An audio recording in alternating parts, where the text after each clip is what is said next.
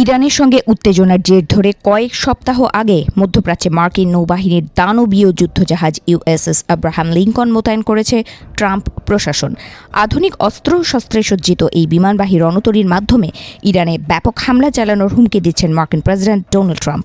এর মধ্যেই মধ্যপ্রাচ্যে বিশ্বের সবচেয়ে বড় বিমানবাহী রণতরী ইউএসএস জেরাল্ড আর ফোর্ডকে পাঠাচ্ছে ট্রাম্প প্রশাসন।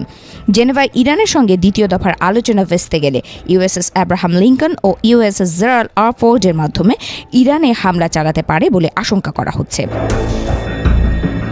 যুক্তরাষ্ট্রের পক্ষ থেকে এমন হুমকি বাড়তে থাকায় সব ধরনের যুদ্ধের প্রস্তুতি নিচ্ছে ইরান।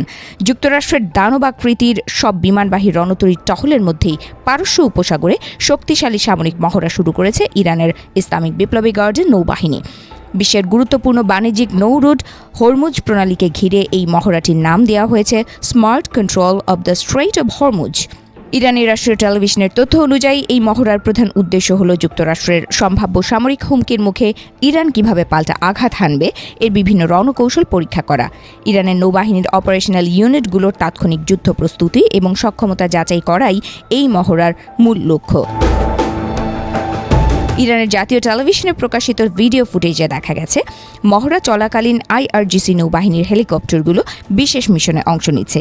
এছাড়া পারস্য উপসাগরের কৌশলগতভাবে গুরুত্বপূর্ণ 4টি দ্বীপে ইরানের অবস্থান আরও শক্তিশালী করতে আইআরজিসি নৌবাহিনী কিভাবে কাল্পনিক শত্রুর আক্রমণ ঠেকিয়ে দিচ্ছে তাও ভিডিওতে প্রদর্শন করা হয়। আগামী কয়েক ঘণ্টা ইরানের এই ব্যাপক সামরিক মহড়া চালানো হবে বলেও জানিয়েছে ইরানি গণমাধ্যমগুলো। এদিকে ওয়াশিংটনের সঙ্গে দ্বিতীয় দফায় পরমাণু আলোচনায় অংশ নিতে সুইজারল্যান্ডের জেনেভায় পৌঁছেছেন ইরানের পররাষ্ট্রমন্ত্রী আব্বাস আরাকচি। সফরে তিনি সুইস পররাষ্ট্রমন্ত্রী ছাড়াও ওমান এবং আন্তর্জাতিক পরমাণু শক্তি সংস্থার মহাপরিচালকের পাশাপাশি সুইজারল্যান্ডে অবস্থিত অন্যান্য আন্তর্জাতিক কর্মকর্তাদের সঙ্গে তার বৈঠক করার কথা রয়েছে।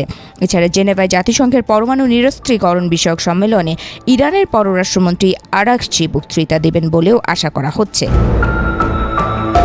ইরানি গণমাধ্যমগুলো বলছে আরাকচির সুইজারল্যান্ড সফরে ওমানের মধ্যস্থতায় ইরান ও যুক্তরাষ্ট্রের মধ্যকার পরমাণু আলোচনা অনুষ্ঠিত হওয়ার কথা রয়েছে।